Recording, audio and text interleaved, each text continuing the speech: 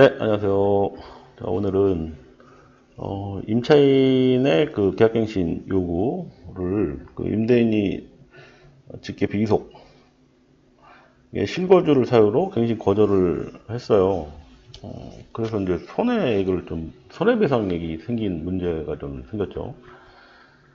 이거에 대해서 얘기를 할 겁니다. 근데 일단 이 지금 제가 이렇게 갱신 거절 후 제3자한테 임대를 해서 기존 임차인한테 손해배상을 한 사례를 좀 계속 보여드리고 있잖아요. 근데 이게 실제로 그 법에 이게 좀 정해져 있다 보니까 이렇게 조정이 거의 됩니다. 이 지금 오늘 같은 케이스는 여기 임대인이 사정이 좀 있었어요. 사정이 있는데 그 사정이 있음에도 불구하고 그 조정 사례에는 거의 법대로 판단하는 것 같거든요. 한번 볼게요. 어떤 게 있냐면, 이게 지금 계약갱신 청구 요구인데, 이제 계약갱신 청구권이라고 하는 거죠. 임차인이 계약갱신을 요구할 때 정당한 사유 없이 거절을 하지 못한다. 근데 요 밑에 있는 것들은 그러지 않다라는 얘기인데, 이게 지금 8항에 해당되는 내용이에요. 임대인의 직계 존비속이 이렇게 목적주택에 실제 거주한다. 이럴 때 거절할 수가 있죠. 그런데 문제는 이게 지금 5항이 좀 문제가 되는데, 임대인이 그 지금 1항 8호 1항의 이 8호의 사유로 갱신을 거절했음에도 불구하고 갱신 요구가 거절되지 아니하였더라면 이라는 표현, 그리고 갱신되었을 기간이 만료되기 전에, 이게 보통 계약갱신을 하면 그 2년을 보잖아요. 2년, 그쵸? 2년 동안에 정당한 사유 없이 제3자한테 목적주택을 임대한 경우 임대인은 갱신 거절로 인하여 임차인이 입은 손해를 배상해야 된다. 이렇게 지금 이게 이렇게 돼 있다 보니까 그 경제적인 사정이 생겼다 하더라도, 경제적인 사정이 생겨서 이제 자기 가족들한테 이렇게 뭐 저기 이제 거기 이제 전입신고를 하지 못하는 상황이 돼서 다른 제3자한테 임대를 했다 하더라도 그 기존 임차인이 입은 이 손해를 배상해야 된다고 지금 나와요. 이렇게 이런 식으로. 그래서 실제 손해배상액을 이렇게 정해져 있잖아요. 그래서 이제 요거는 제가 이제 몇 번 말씀드렸으니까 뭐 차액의 뭐 2년분이냐, 아니면은 실제 손해액을 입은 거를 이제 해달라고 하는 것이냐, 아니면 뭐 3개월분에 해당되는 금액이냐, 이 중에서 제일 큰 금액을 하잖아요. 근데 지금 보면은 여기 임차인 같은 경우는 이사 비용이 120이 들었고 중개비가 자기가 들어가는 중개비가 또 75만 원이 들어갔다, 이런 얘기잖아요. 75만 5천 원 정도 들어간 것 같은데, 이거 사실관계를 한번 쭉 볼게요. 계속 보면서도 이렇게 원칙적으로만 나오다 보니까 사실 참작이 잘 안 되는 것 같거든요. 자, 어떤 내용이냐면 사실관계는 이거예요. 임차인하고 임대인이 2015년 4월 9일 임대차 계약을 체결한 후 두 차례 재계약을 했다고 합니다. 이분이 지금 임차인이 이 목적주택에 지금 두 번의 연장 계약을 한 거예요. 그러니까 지금 이대로만 보면 2017년도에 한 번, 그 다음에 2019년도에 한 번, 이렇게 연장을 한 거죠. 두 차례 재계약을 했다는 얘기가 그 얘기예요. 근데 임차인이 그 끝나기 전, 이게 그림상으로 봤을 때는 2019년도에 두 번째 연장 계약을 했기 때문에 2021년도 6개월 전에서 2개월 전에 이제 이거를 임대인한테 그 계약갱신 요구를 했겠죠. 그렇죠? 21년도에. 그런데 이때 임대인이 직계 비속의 실제 거주를 이유로, 사실 임차인이 오래 살았는데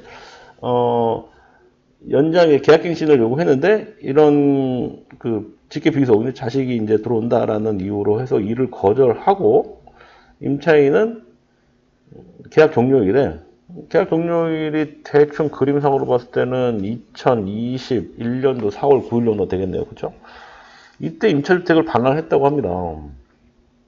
그 후 임차인은 임대인이 임차주택을 제3자한테 임대한 사실을 알게 된 거예요. 그 지난 시간 때 한번 제가 알려드렸잖아요.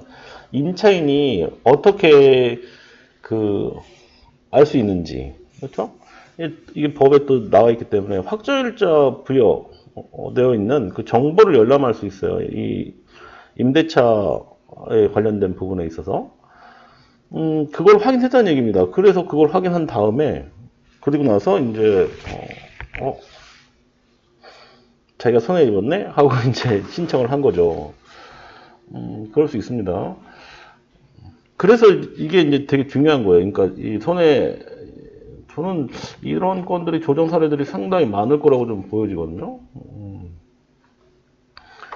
자, 임차인의 의견이 있고요. 임차인이 신청인이죠. 이 조정 사례 신청인이 임차인이에요. 임대인은 직계비속 실제 거주를 이유로 갱신 거절을 했으나 확정일자부 여기 나오네요 지금.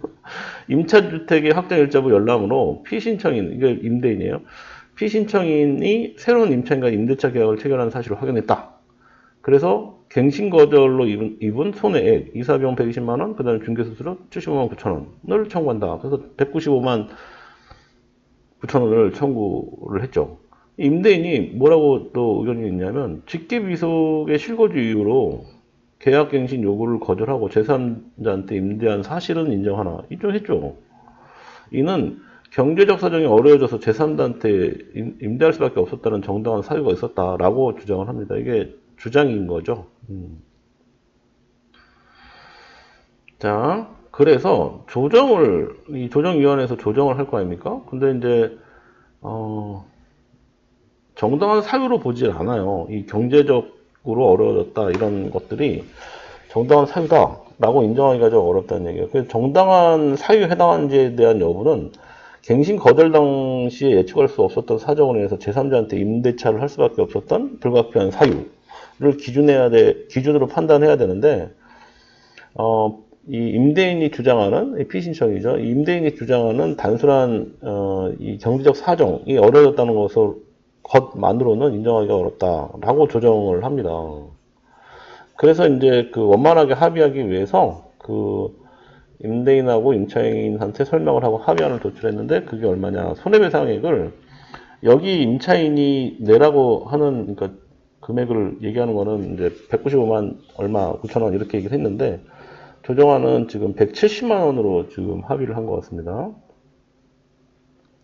이 사건과 관련해서 서로 일체의 재판상 재판 내 청구 또는 이의를 제기하지 않는다. 라는 문구를 또 만들어서 조정안으로 만들어서 넣겠죠. 네, 제가 이제 지금 이런 사례들을 쭉 보는데, 이런 뭡니까, 이제 제3자한테 임대했을 때, 기존 임차인이 손해배상을 조정 신청을 했을 때, 지난번에 한번 그런 것도 했었잖아요. 그러니까 임차를 하고, 임차를 계약갱신을 거절하고, 제3자한테, 자기가 이제 실거주를 하겠다라고 했는데, 실거주를 하지 않고, 실제로 입주를 했어요, 근데. 실제로 입주를 했는데 굉장히 짧게 입주를 하다가 입주를 하고 그냥 바로 매도를 했거든요. 이런 경우도 손해배상 청구 대상이 돼요. 이때 같은 경우는 피조정인 같은 경우는 거의 600만 원 정도 지급하는 걸로 합의했거든요. 팔고 나서 기존 임차인한테 600만 원을 합의금으로 또 줘야 되는 또 그런 사태가 벌어집니다. 물론 주택임대차 보호법이 매매에 대한 손해배상 책임을 정하고 있지 않아요. 그러니까 주택임대차 보호법에서 여기 같은 경우는 지금 잠깐 제가 아까 봤던 내용 같은 경우는 이게 뭡니까? 이런 손해배상액에 대한 합의가 이루어지지 않은 다음 금액을 한다. 이 손해배상액은 임차에 대한 임차와 관련되어 있는 손해배상액을 주택임대차보호법에서 이제 하고 있지, 매매에 대해서는 손해배상액을 정하고 있지 않거든요. 전체, 이 주택임대차보호법 전체에서 봤을 때. 네, 그런 의미예요. 그래서,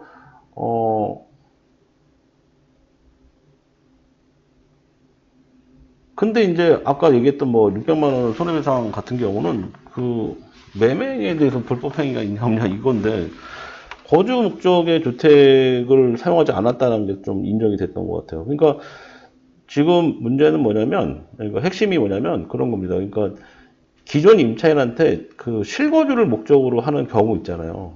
실거주를 목적으로 하는 경우로 나가라 해놓고 본인이 들어가지 않고 제3자한테 임대했을 때는 거의 손해배상액을 낼 수도 있다는 걸 감안하셔야 돼요. 임차인이 좀 까다롭다. 그러니까 내보내야겠다 싶어서 이렇게 한다 하면 또 나중에 또 다른 또 문제가 생길 수가 있습니다.